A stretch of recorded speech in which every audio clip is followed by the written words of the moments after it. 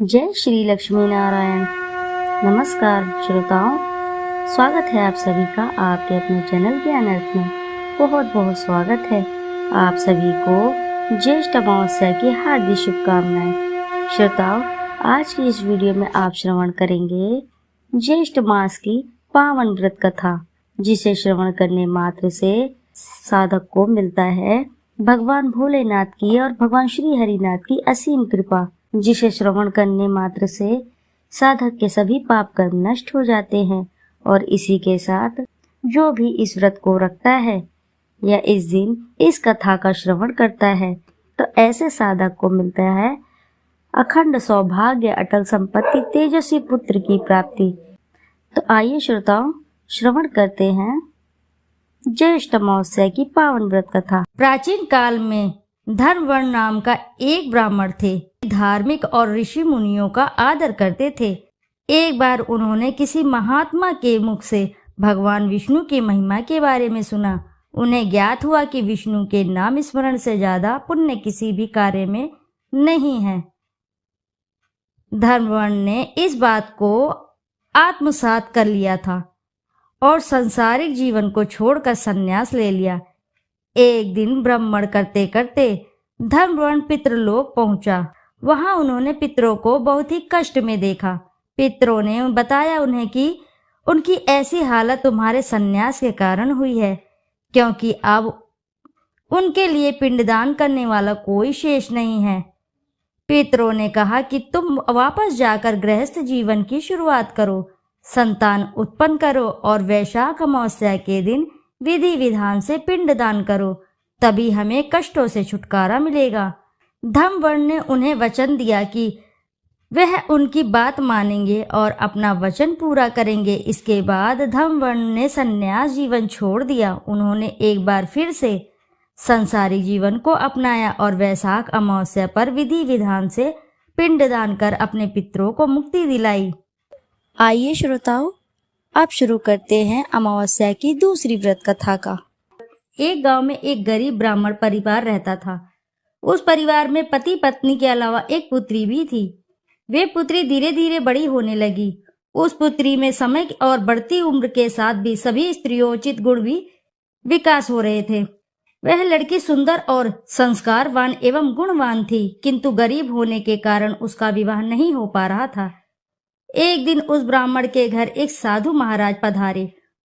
वो इस कन्या के सेवा भाव से काफी प्रसन्न हुए। कन्या को लंबी आयु का आशीर्वाद देते हुए साधु ने कहा कि इस कन्या के हथेली में विवाह योग्य रेखा नहीं है। तब ब्राह्मण दंपति ने साधु से उपाय पूछा कि कन्या ऐसा क्या करे कि उसके हाथ में विवाह योग बन जाए।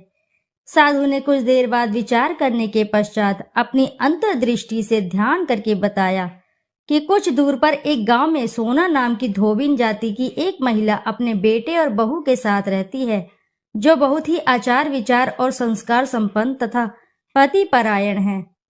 यदि यह कन्या उसकी सेवा करे, वह महिला इसकी शादी में अपने मांग का सिंदूर लगा दे, उसके बाद इस कन्या का विवाह तो हो ही जाएगा। इस कन्या का वैधव्य योग मिल सकता है।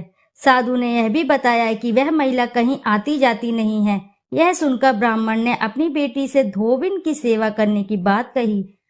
अगले दिन कन्या प्रातःकाल ही उठकर सोना धोबिन के घर जाकर साफ सफाई और अन्य सारे काम करके अपने घर वापस आ जाती है। एक दिन सोना धोबिन अपनी बहू से पूछती है कि तुम तो सुबह ही उठकर सारे काम कर लेती हो और पता भी नहीं चलता। बहू ने कहा, माँ जी, मैंने तो सोचा कि आप ही सुबह उठकर सारे काम खुद ब खुद खत्म कर लेती हैं। मैं तो देर से उठती हूँ। इस पर दोनों सास बहू निगरानी करने लगी कि कौन है जो कि सुबह घर का सारा काम करके चला जाता है।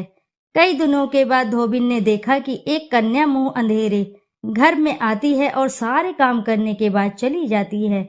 जब वह कन्या जाने लगी तो सोना धोबिन उसके पैरों में गिर पड़ी। पूछने लगी कि आप कौन हैं और इस तरह छुप कर मेरे घर की चाकरी क्यों करती। तब कन्या ने साधु द्वारा कही बात सारी बताई।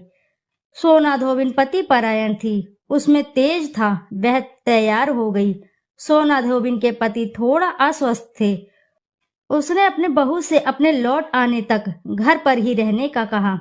सोना धोबिन ने जैसे ही अपने मांग का सिंदूर उस कन्या के मांग में लगाया, उसका पति मर गया। उसे इस बात का पता चल गया। वह घर से निराजल ही चली थी, यह सोचकर कि रास्ते में कहीं पीपल का पेड़ मिलेगा तो उसे भंवरी देकर उसकी परिक्रमा करते ही जल ग्रहण करेगी। उस दिन सोमवती अमावस्या थी। ब्राह्मण के घर मिले पुए पकवान की जगह उसने ईंट के टुकड़ों को 108 बार भंवरी देकर 108 बार पीपल के पेड़ की परिक्रमा की और उसके बाद जल ग्रहण किया। ऐसा करते ही उसके पति के मुर्दा शरीर में वापस जान आ गई। धोबिन का पति वापस जीवित हो उठा। इसीलिए सोमवती अमावस्या के दिन से शुरू करके जो भी व्यक्ति अमावस्या के दिन भंवरी देता है उसके सुख और सौभाग्य में वृद्धि होती है। पीपल के पेड़ में सभी देवी देवताओं का वास होता है, अतः जो भी व्यक्ति हर अमावस्या को न कर सके तो सोमवार को पड़ने वाली अमावस्या के दिन 108 वस्तुओं की भंवरी देकर धोना धोबिन और गौरी गणेश का पूजन करता है, उसे अखंड सौभाग्य की प्राप्ति होती है। ऐसी प्रचलित परंपरा है कि पहली सोमवती अमावस्या के दिन धान, पान, हल्दी और सिंदूर, सुपारी की भंवरी दी जाती है।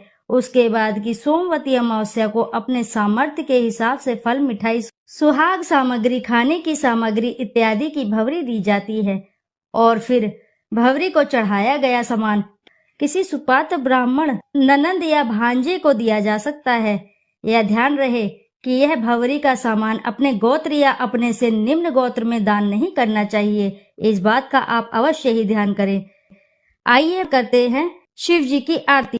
ओम जय शिव ओमकारा, स्वामी जय शिव ओमकारा, ब्रह्मा विष्णु सदा शिव अर्धांगी धारा। ओम जय शिव ओमकारा, एकानन चतुरानन पंचानंद राजे, हंसानन गरुणासन वृषवाहन साजे। ओम जय शिव ओमकारा, दो भुज चार चतुर्भुज, 10 भुज अति सोहे, त्रिगुण रूप निरखते त्रिभुवन जन मोहे। ओम जय शिव ओमकारा,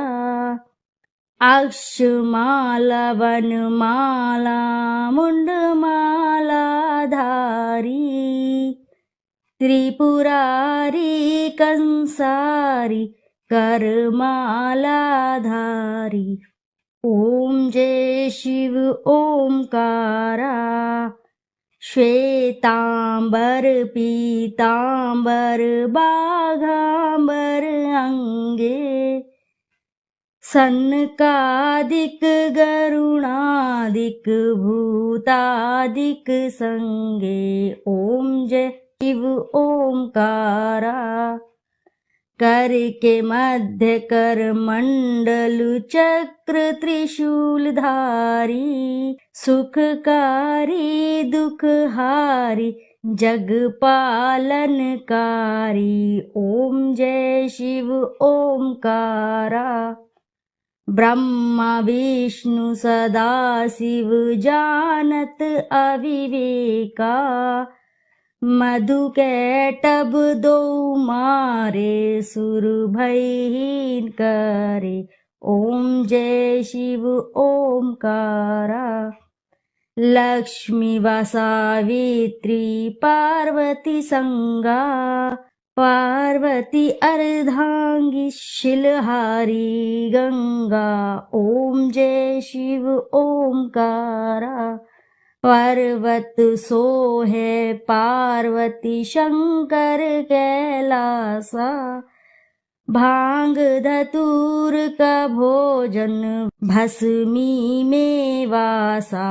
ओम जय शिव ओमकारा, जटा में गंगा बहत है गल मुंडल माला, शेष नाग लिपटावत ओढ़त मृग छाला। ओम जय शिव ओमकारा। काशी में विराजे विश्वनाथ नंदी ब्रह्मचारी। नित उठ दर्शन पावत महिमा अति भारी। ओम जय शिव ओमकारा। त्रिगुण स्वामी जी की आरती जो कोई नर गावे। कहत शिवानंद स्वामी मन वांछित फल पावे। ओम जय शिव ओमकारा। बोलो जय भोलेनाथ की जय।